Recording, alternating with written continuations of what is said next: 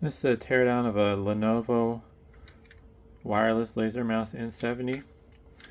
Unfortunately, this mouse is kind of broken because it got dropped, but it is what it is. It has this weird quirk where you can flip it around for whatever reason.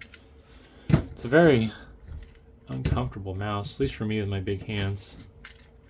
And then flipping it over, I have no idea. Oh, that's even more uncomfortable. It kind of puts your hand in more of a flat position, but lifts your wrist up. That just, oh, that sucks.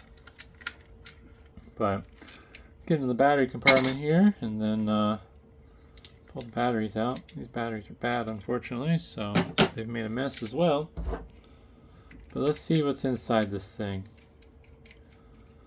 Also, I did make a dedicated video on how to change the batteries on this, so if you're watching this instead of that one, you'd probably accomplish the same thing.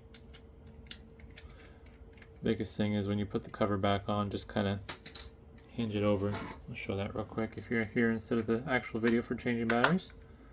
But yeah, pop.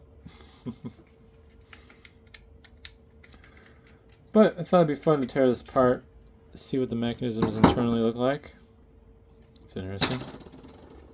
Oh, that's really interesting. I wasn't expecting that. I knew it was spring loaded, but the springs have the loops on the end that are sticking out the top. That's kind of fun. Those little bits of plastic are going out. Wow. I don't know why my camera's fighting with me, but the little swivel piece is actually metal. That is shocking. I would not expect something that quality-wise for a mouse like this. Slider doesn't have any screws under it. Looks like this was previously snap-on cover. So if you wedge under it and pull it away from the mouse, it's kind of loose. I don't see anywhere for them to hide screws. There's no label. Alright. I need to try. Get a little bit more aggressive. I think something's holding me up. Nope, it doesn't help me any.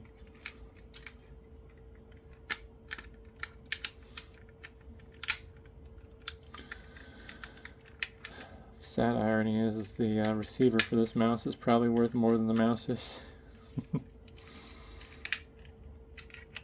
Boy, that is one stubborn mouse cover.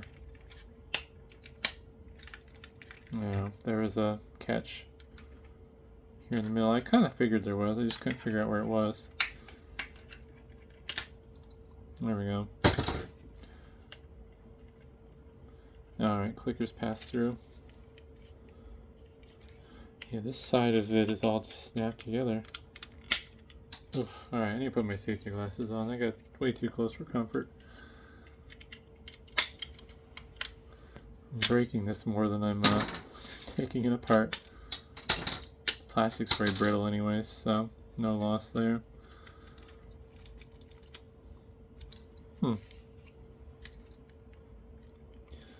Scroll mechanism's screwed in. So this back piece must be a cover as well. I'm guessing this is not.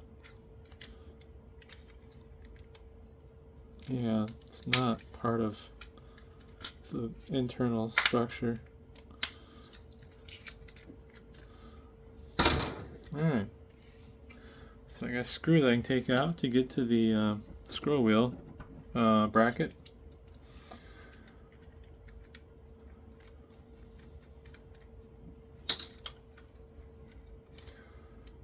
And that is still stuck in. Should not be doing this without safety glasses though. There we go. Oh well, it's gone forever. Pretty complex looking circuit board here. Oh wow, that's nice. The battery wire, the power is a disconnect. And they would have had to add that after the fact. Which way went in first, chicken or egg, I don't know, but They would have had to either solder these wires to the spring terminals or put the wire pins into that connector. And here's the mouse itself.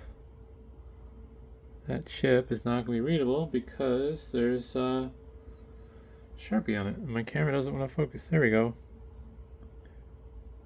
NRFO 24LE1G 12391F. Might be a 0. This is really interesting. Diagonal PCB with your switches, and then your little image sensor for the mouse tracking or mouse's motion tracking. Clicker switch. This darn camera will not focus. Clicker switch for the scroll wheel, and then the scroll wheel encoder. But yeah, that's a really weird design. That's in there pretty firm too. Huh. What a bizarre design choice. So I imagine that was a huge pain in the butt. But yeah, I don't know. Hopefully that was interesting, and thanks for watching.